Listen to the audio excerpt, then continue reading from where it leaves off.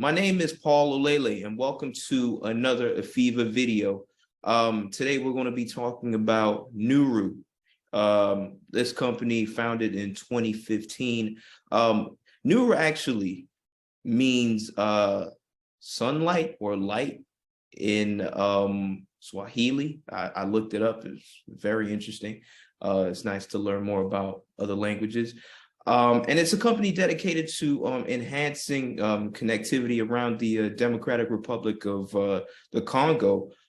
It was originally known as the Kivu Green Energy Company, but the name was later changed down the year. And, they established their first mini grid in 2017. Now they have a 1.2 megawatts solar hybrid site in Goma.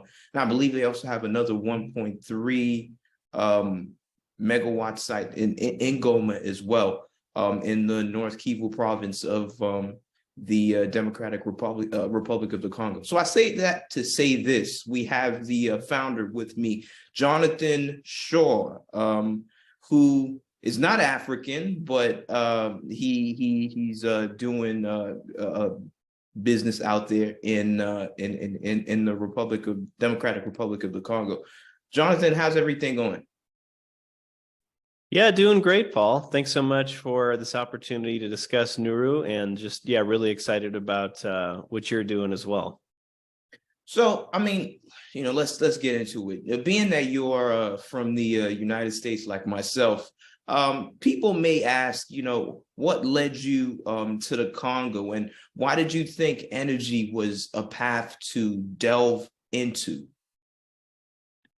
Yeah, so actually I was born in Kenya. My folks were college professors working at a university in rural Kenya. So I was born and grew up there. And then my parents ended up working at a university that was led by a Congolese academic, and they were just family friends. I grew up with the boys in that family. So when I was just starting out university, they invited me to visit their hometown in the DRC, a town called Beni. So this was in 2003. And I just went with them as just a friend, just to see where they were from and get to meet their family. And I didn't know it, but at the time, Congo was enduring the Second Congo War. So the two Congo Wars, worst conflict in the world since World War II. The town I was in was occupied by a rebel government, child soldiers. It was just a very, very bizarre and troubling experience. At the same time, the people of that city were just some of the kindest, most welcoming people I'd ever been around. And at the same time, also just really full of a kind of vibrance, just a love of beauty and music and fashion, even in the midst of just incredibly difficult circumstances. So I just kind of got obsessed with the place. Like, how does this work? How do you have so much devastation and yet so much cultural beauty? So I ended up getting a master's and PhD in Congolese history, actually, at College of William and Mary and then University of Michigan, basically studying children involved in conflict in Congo since the 1960s. So I went back to Congo to teach at a university there with this man that brought me for the first time in 2003, David Kasali. Ended up running a research institute. And while doing that, my research assistant for my PhD and my colleague at the Research Institute, a guy named Arship Lobongumba, he and I decided to try to found NURU and basically address an enormous energy crisis in DRC, where you have approximately 100 million people, less than 10% have access to reliable energy. So you think about all the opportunity I just described in terms of like cultural production, but also the natural wealth of the DRC, just couldn't see how development could really happen, private sector, public sector, NGOs, without reliable energy at the base. So, I'm an academic with an African history degree. Our sheep was also an academic. We really don't have any business starting a company in Congo, but the need was just so overwhelming and the opportunity as a result so exciting. So that was it. We bootstrapped the financing and kind of built the company together and grew it from me and him to 100 employees and 4 mini grids in DRC. So we're just really excited. I think fundamentally, we're excited about the technology. We're excited about the business opportunity, but more than anything, we're excited about the human potential of Congo And it feels like providing energy is one key way to unlock that potential. So, of course, electricity remains a key factor, not only in the Congo, but also in other parts of the African continent. You look at places like Nigeria, South Africa, big major powerhouses on the continent. This same theme of lack of 24/7 electricity, that's a problem. So I would say, how are your solar panels, because you've constructed mini grids, or around Goma. How has it helped to alleviate this problem, and what void is it filling in for the people out there in the Democratic Republic of the Congo?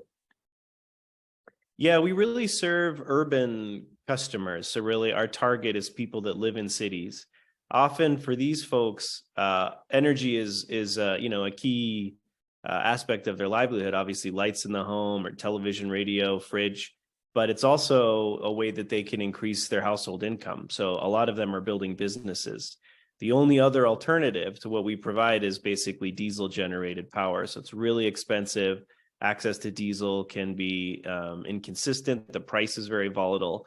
So I think part of what we provide is predictability for families and entrepreneurs in places like Goma who are trying to build livelihoods for their family. So what we found is that, actually it doesn't take a ton to catalyze people's potential. They just must have the kind of invisible infrastructure like energy that folks from the States take for granted. When you flick on a light switch, you expect the light to come on.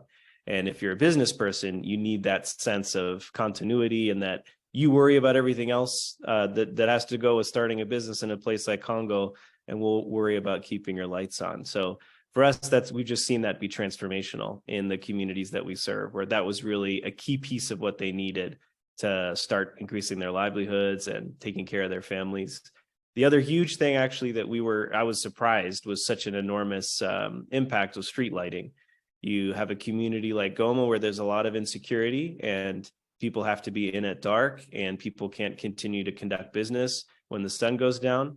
But with public street lighting, it really transforms the economic and social potential of a neighborhood. People feel more comfortable being out after dark, and business can continue after the sun goes down, which on the equator is pretty early. So street lighting has been a really exciting impact area that we weren't even anticipating. Yes.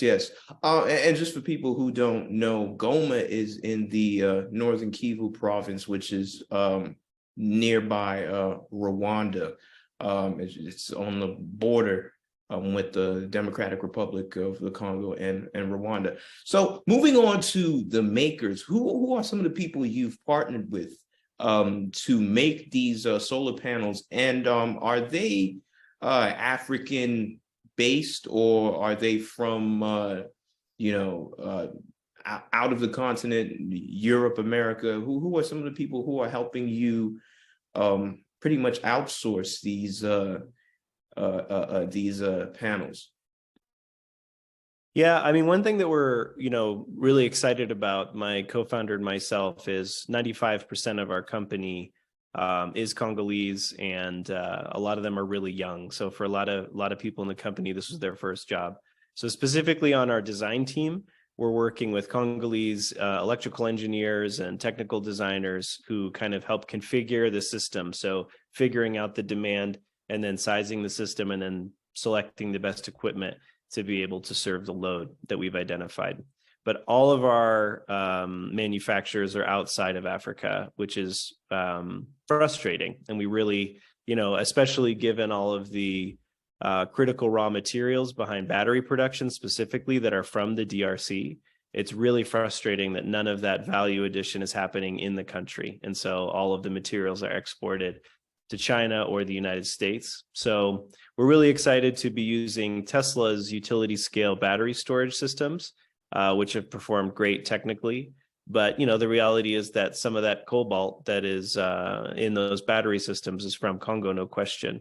So there's this weird relationship where it gets extracted in DRC, gets sort of refined elsewhere, assembled in Nevada, and then it's shipped all the way back to the DRC for us to use it. So we would love, we feel like there is a bit of a change of mood in terms of responsible supply chain. And I would particularly identify Google, I think, is making a strong effort to think more about their supply chain and how to make a bigger impact in places like Congo where the materials come from. But the panels are from China, the batteries are from the United States so far, our inverters are from Germany. So typically it's the poles, the distribution network that we build that is 100% from Congo, where we locally manufacture all of the poles and we install them all. So the production elements are imported from overseas, but all of the distribution infrastructure is built in Goma by us. Okay. With the recently established the 1.2 megawatts, I think that was the site in Goma, I think that was in 2020, and the 1.3 solar off grid. I don't know if that's still upcoming or if that was done recently. They're both still in Goma. Any more upcoming projects in Congo, and is it really just only in the Goma area? Because I know there's the Democratic Republic of Congo. I've looked at the map; it's actually a massive country. Huge. Are there plans to go to the other side of the country, or is it just strictly Goma? And what's really so important about the Goma area? I know that there's a dam that's located around that area. So just give me some more insight about, you know, what the plan is, if there are more future grid projects that will be happening around the Democratic Republic of Congo. Yeah, so we've got this 1.3 megawatt asset that's operating in DRC. In Goma, we're serving about 2,300 connections. So businesses, households, clinics, those types of facilities. We're really excited that we're going to be 10xing our capacity in Congo in the next year and a half. So we're closing our Series B round of investment by the end of April. And we'll go immediately into construction to build 13 megawatt of additional capacity, actually 13.7 megawatts. So 10xing our footprint. We're expanding in Goma. The demand is enormous, but we're also building in a city called Bunia in Ituri province that's north of us here. And then a city called Kindu in Maniema, which is right in the heart of the rainforest on the Congo River. We're also going to be expanding west, as you indicated, towards a city called Mbujimai, as well as a town called Durba in the north central part of the Congo. So you're absolutely right, Paul. DRC is a continent. It's as big as Western Europe. It's as big as the US, east of the Mississippi. So the scale is just incredible and the power needs are ubiquitous. So we're really excited to keep scaling up in Congo, getting to as many markets as we can. So affordability now comes into a question because, of course, you know, how long you guys have been operating in the Congo. I think this would make it the 8th year of your operation. How affordable are these solar panels, and how beneficial has it been for the Congolese people? Because, you know, of course, you do have the cities in Kinshasa, but for the people who live in the rural areas, how are they able to pretty much access these products or these panels at a cheaper rate, or how are they able to get a hold really of these panels and benefit from them? Yeah, you know, I think part of it is we believe, you know, multiple solutions are needed at the same time for a place like Congo. And so really we're like a utility, sort of like in the States, the grid, where we have the production, we also build all of the utility lines and we bring power right into people's homes and businesses. But what that means is we just really can't reach rural clients because it's so expensive to expand our infrastructure. By the time we were to reach a client, say in a village outside of the city, the cost to connect them would be so enormous, they would not be able to afford the energy, and we couldn't afford to connect them either. So we believe it's a combination of what we're providing, mini grids, integrated systems, as well as these smaller solar home systems, which are, can be taken anywhere and deployed on a home or small business all across Congo, as well as hopefully the expansion of the national grid, the former state utility as well, which is also expanding. So the reality is, Congo's got top 10 in the world's birth rate, top 10 in the world urbanization rate. And so actually we're losing ground every year in terms of electrification because companies are not expanding fast enough to meet the demand. So we've really got to throw everything we can at it to be able to serve the growing population of Congo. But your point is really good. I think affordability is a huge issue where we want to provide power 24 hours a day, 7 days a week, which means we need big battery systems to store the solar power at night or when it's raining. And then we need a further backup of diesel power when there's long periods of rain, for example. So as a result, it's really expensive to build the production plants to deliver this power. And then we've got to build all the power lines to get to them as well. So in the end, trying to provide people with reliable power, affordable power, and power that's renewably generated, so trying to use as much solar as we can, it ends up they're paying a relatively expensive price per kilowatt hour, similar to some cities in the US, for example. But the reality too is that it's almost half the price of diesel. So it's much cheaper than the alternative. But I think investors and donors need to work as hard as they can to try to reduce the cost of electricity for people that are dealing with really difficult circumstances, and affordability is a real challenge for them. Is there an actual, or is there can you put like a specific figure on the like estimated like amount of the panel, or is it something that is not like fully defined? Yeah, no, I mean, so I think the unit that we sell to clients is a kilowatt hour of electricity. So per kilowatt hour, we're charging a base rate of about 38 cents. So between 35 and 38 cents.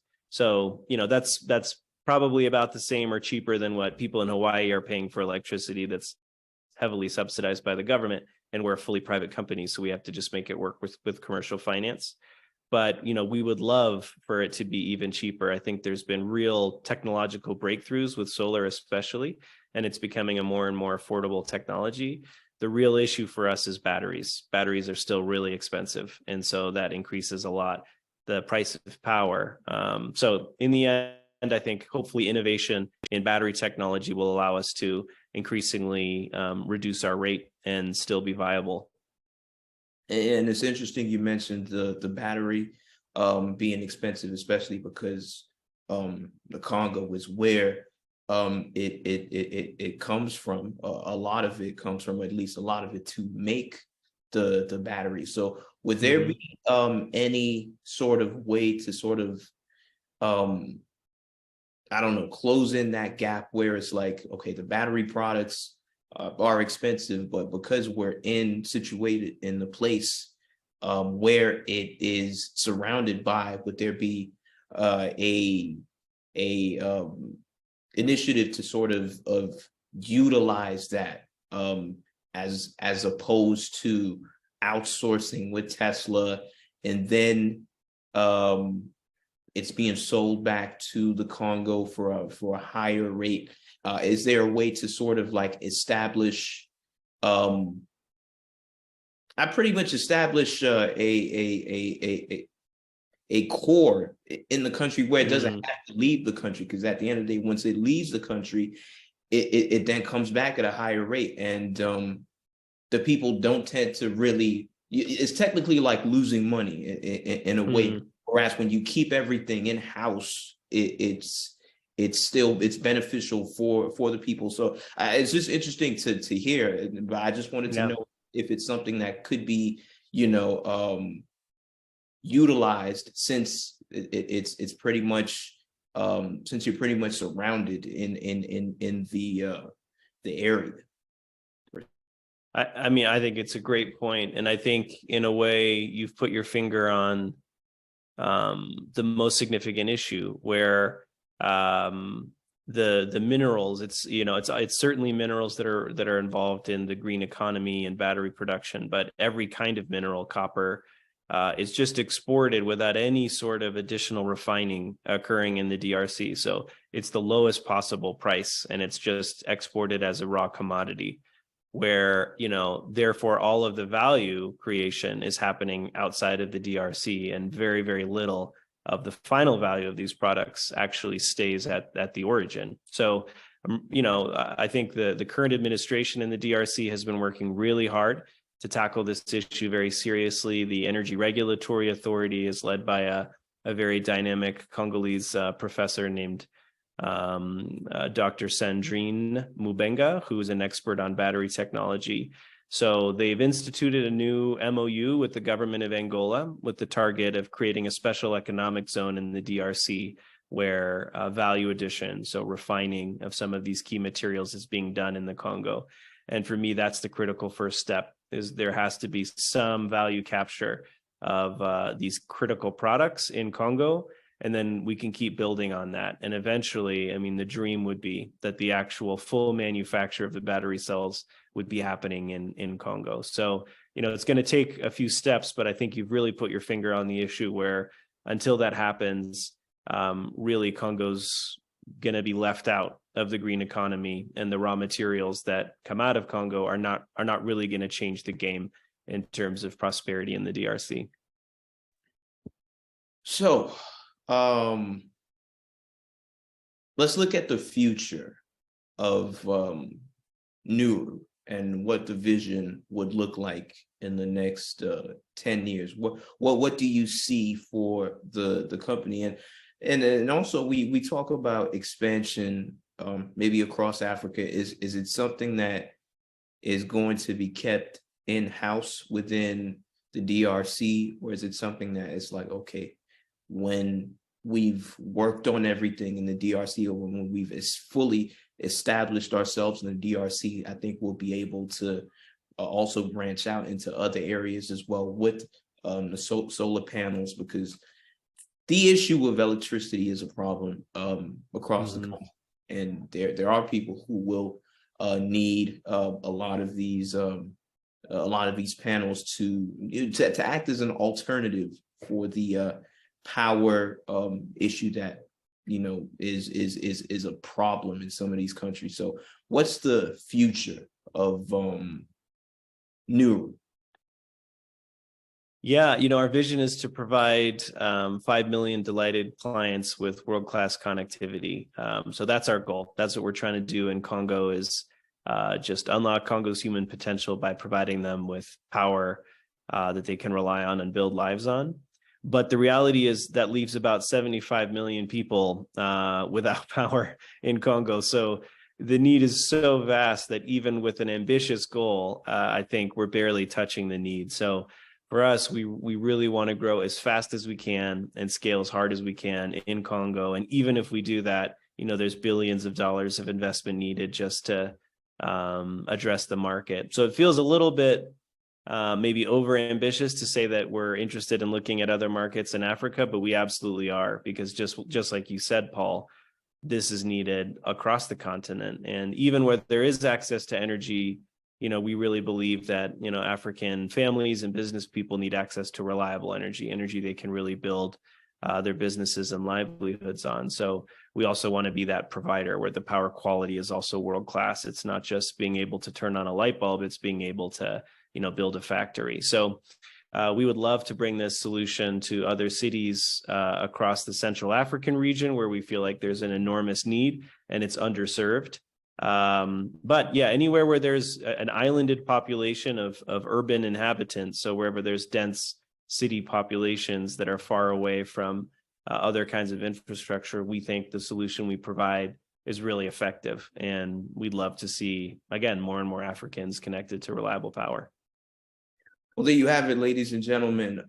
The electricity problem might be a huge issue on the continent, but there are solutions, and there are people who are working on ways to provide alternatives to fix the problem. Jonathan Shaw of NURU, thank you for speaking with me on this interesting project that you have in the DRC, and we wish you well on your endeavors. Thanks so much, Paul. Yeah, privileged to be sharing with you. Thank you guys for watching the video, and I'll see you on the next one.